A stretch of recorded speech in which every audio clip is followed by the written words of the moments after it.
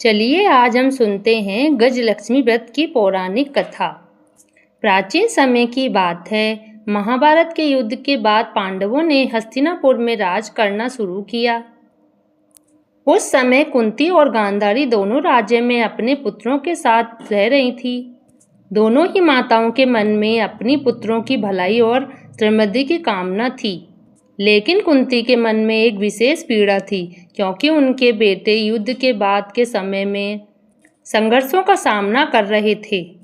एक दिन महर्षि वेदव्यास पांडवों के महल में आए और कुंती तथा गांधारी को महालक्ष्मी व्रत की महिमा के बारे में बताया। उन्होंने कहा, जो भी इस व्रत को श्रद्धा और भक्ति के साथ करता है, माँ लक्ष्मी उसकी हर इच्छा पूरी करती हैं। उनके घर में कभी धन और सुख संपत्ति की कमी नहीं रहती। यह सुनकर गांधारी और कुंती दोनों व्रत के लिए तैयार हो गई। गांधारी ने अपने महल में व्रत की सारी तैयारी करवाई और नगर की सारी स्त्रियों को निमंत्रण दिया, लेकिन कुंती को बुलाना भूल गई। कुंती को जब इस बात का पता चला, उनका हृदय दुखी हुआ। उन्होंने सोचा, क्या अब मेरे जीवन में दुख ही रह जाएगा? क्या मैं अपने पुत्रों के लिए लक्ष्मी जी की पूजा नहीं कर सकती? कुंती ने भगवान श्री कृष्ण का ध्यान किया और उनसे मार्गदर्शन मांगा। श्री कृष्ण ने प्रकट होकर कहा, माँ, आप अपने पुत्र अर्जुन से कहें कि वह इंद्रलोक से ऐरावत हाथी को लेकर आए। जब ऐरावत आपके महल में होगा तो नगर के लोग स्वयं ही यह पूजा करने आएंगे।